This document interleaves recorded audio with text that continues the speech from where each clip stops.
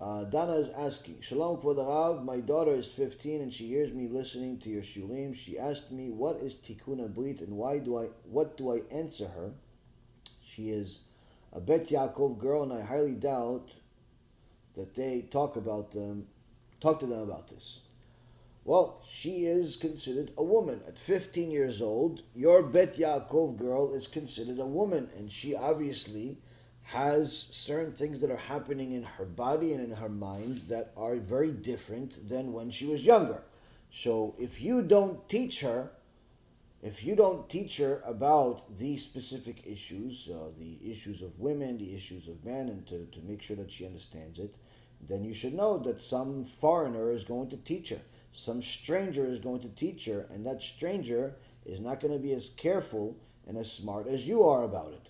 So you have to teach your daughter, you have to teach your sons about these specific issues, especially if they're already at an age where they're only a few years away from marriage.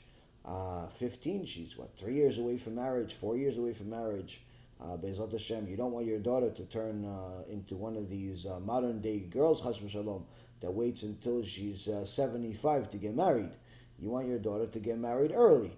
And the point is that in order for her to get married early, she has to know first and foremost what's forbidden, what's allowed. She has to know what Kedushah is. I would recommend that if you're not comfortable with this specific issue, then you simply just watch the lectures with her in the same room, simply so you know she's watching it. Watch the lectures with her about Tikkun HaBrit so she knows what's going on. But in general, she needs to know there's a difference between men and women. There's a not just as far as the way the body is and the hair is and so on, but there's a difference in the responsibility of the man versus the woman in the world. And one day when she becomes a wife, she's going to have a certain responsibility. But before that day comes, she has a responsibility to HaKadosh Baruch Hu to not lead men astray, to not lead men to sin as a result of immodesty, as a result of immorality. And you have to teach her that it's not that boys are not allowed because they're bad. It's boys are not allowed because they're not your husband.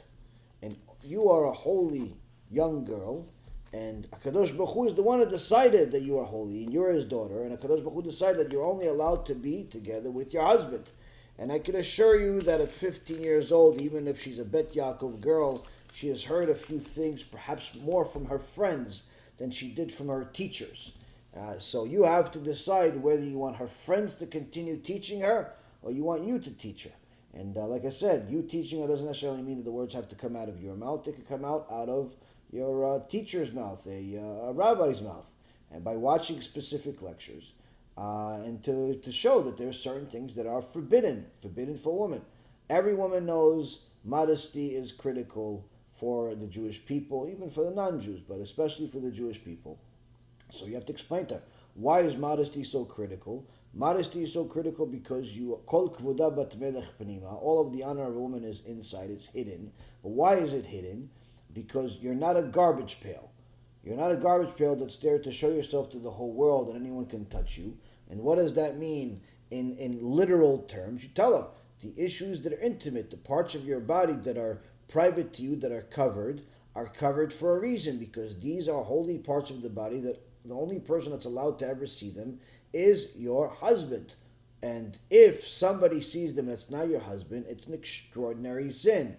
If a person sees these body parts of a woman that's not his wife, it's an extraordinary sin that leads to wasting seed. And if a man makes seed as a waste, or even a woman stimulates herself, and they are both sinners that are creating demons that are going to hurt them in a very big way. As we talked about, it's in the Tanya, it's in the Ben Ishchai, it's in the Zohar Kadosh, and many Sfarim discuss these issues of how both men and women are forbidden from the masturbation, from promiscuity with themselves and with others. And you have to let your daughter know about these things, because if she does not find out from you, i.e. your teacher, she's going to find out from her friends or her frenemies, which are really enemies that pretend to be friends. She'll find out from bad sources. So it's better that you teach her the truth she needs to know anyway, under a controlled environment and from a responsible source, versus for her to find out on her own. And that's unfortunately one of the things that sometimes parents wait until their kids go to get married, or they want to get married, and they go to a kala class and a chatan class. And it's the first time they ever heard about the human body. This is not a good thing. I'm not saying that the person should know the entire anatomy of a body by the time he gets married, but at the very least it should know some basic things of what to stay away from. And anyone that thinks that their sons or daughters are too young to learn it is mistaken heavily, because the average child in Western society sees almost 30,000 murders. Almost 30,000 murders by the time they're 18 years old. Okay? They see intimacy in the streets on a regular basis. They see things that the previous generation couldn't even imagine. Things that you wouldn't even see in movies, they see in everyday life. So, unless you teach your children what's allowed, what's forbidden, what's good, what's bad, it's in essence you're sending them into the wild and hoping for them to survive, which is unfair. So it's important to teach your kids how it is. Now, of course, you're going to teach kids differently at different ages based on their level of comprehension. If, let's say, like somebody asked me a question yesterday or the day before, well, what do they teach their 6-year-old about Brit? At that age, there's no true level of comprehension from the child. They're just beginning to comprehend who and what they are. So at that point, you simply, and younger, you tell the person, whether male or female, not to touch that part of their body. Not to touch the brit for a guy, or you could even call it brit for the girl, because again, she doesn't understand, and it's better to have a name like that than some other name. But not to touch that part of their body under any condition. It's forbidden. Why? It's holy, and it's only for people that get married in the future. It's not for anybody else. Not allowed to touch it. As soon as they know they're not allowed to touch it, as long as you give them Torah education, they're going to become uncomfortable with that part of their body, which is good. This whole notion of being comfortable with our body is a feminist, sexual revolution, heretical mentality. That's not Am Yisrael. Am Yisrael is uncomfortable with their body. Why? Because we know that our body can do good or terrible things. So already at such a young age, you don't need to tell them about the details of GEHINNOM and how they're going to go to Kafakela and they're going to, rip them to pieces for wasting seed. At 6 years old, it's not necessary. You simply tell them, this is forbidden. And if you have a kid that's relatively clever, has a clever mind, tell them, listen, someone that touches it, Hashem punishes him with fire. That's it. That's already more than enough of a shiur to any normal child. Every so often you can remind them if you see that they're forgetting. That's it. You don't need to go into all the details. As they get older, and for girls even earlier than guys, because girls mature faster than guys, you have to tell them about not just to be modest and to cover themselves, which they should do already from a young age. The younger the better. Don't wait until your daughter is 10, 11 years old to dress her modesty. You should dress her modesty from the minute she's born. I never understood why parents, religious parents, let their little infant young girls walk around with underwear. Even though she's only 1, 2, 3 years old, there's no reason for her to walk around with underwear or just her diaper next to other people. Simply never a reason for that. Worse yet, I've seen many times religious parents, they're modest, the guy's a rabbi, the woman is a rabbanit, everybody goes to yeshiva, but the little kids walk around practically half naked like they're secular. Never really understood that mentality. The kids should be modest practically at all times. Why? If they get used to this becomes the new normal for them. This becomes the normal for them. And you want this to be the normal for them. But if they know that there's another option, this could be problematic. Either way, when you're teaching your kids not to touch that part of the body, when you're teaching your kids as they grow up other things, you're teaching them based on their level of comprehension, and you explain to them that modesty is not just because it looks nicer, and it's more reserved, and it's more majestic. It's also because there are certain things that are forbidden to show anyone else. Why is it forbidden to show? Because showing leads to acts, and those acts are forbidden. And again, based on your child's age, you have to tell them, you're not allowed to act like a Abba and Ima if you're not a Abba and Ima. You're not allowed to act like husband and wife if you're not a husband and wife. And again, as they get older, you have to be a little bit more detailed. But always appropriate, always, use the right words, always have patience.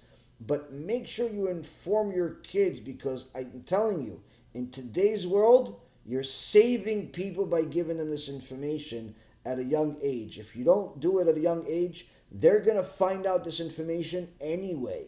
But they're going to find it from pornography, they're going to find it from their friends, they're going to find it from unreliable sources that are going to destroy them. And then what ends up happening is they end up on my desk. They end up at my desk telling me that they're addicted, telling me they've already been wasting seed or promiscuous for several years. Sometimes already seems like a lost cause in their mind because they've been doing it for so many years, and so on and so forth. And again, it's not impossible to help them, but it's unnecessary to get to such a point if you simply do your job as a parent and tell them before they get to that point. And forget about this discomfort. Forget about the discomfort. Oh, I'm not comfortable. It's my daughter. What should I tell her? Or my son. I don't know what to tell him. Listen, that Kedushah is a part of the body, and thereby it's a part of the Torah. Chas v'shalom, Rav Kotler, alav v'shalom, one of the forefathers of American Judaism, built Lakewood. He says, Chas v'shalom, that we become embarrassed to discuss Kedushah with our children, with our students, while people are acting prutzim, immodest in the streets. We are embarrassed to discuss it while people are doing it openly in the streets. It's the opposite. They should be embarrassed. We should be proud to discuss Kedushah. So you have to know, if you don't find out, if you don't tell your kids in one way or another, either directly by you teaching them or by indirectly by you having them watch a shiur. I have several shiurim about this topic of Tikkun HaBrit. I have shiurim about modesty. I have shiurim about even kosher intimacy. A person needs to know that this exists. And again, this is different ages. You have to use your own common sense of what's appropriate to your for different children. At 15 years old, they're not as a girl especially. It's if not now, it's very soon that she needs to know this stuff exists. You don't want them to find out about these things for the first time in their life, or at least according to your parent, to you or to the people, when they're in their chatan class and the kala class. Many times they already found out beforehand, and they found out a bad version of it. They found out a disrespectful version of it. They found a inappropriate version of it, and then when they meet sometimes the Chatan instructor or the Kala instructor, sometimes the Chatan instructor and the Kala instructor will tell them certain things that they've never heard of, and they will seem fine, even though sometimes it's not fine. And there's unfortunately some stories out there that people were told to do inappropriate things, and they didn't know it was inappropriate because they never learned anything. So keeping your children ignorant is only good to a certain extent and only good to a certain age. Once they already get to a point where they have a brain, they have a thought process, they're able to discuss things, they're able to think for themselves, you have to start giving them the information that they're going to need for the rest of their life. They're going to learn about it anyway, and it's better they learn about it from a reliable source. Hopefully that answers your question, and B'ezras Hashem, we'll move on.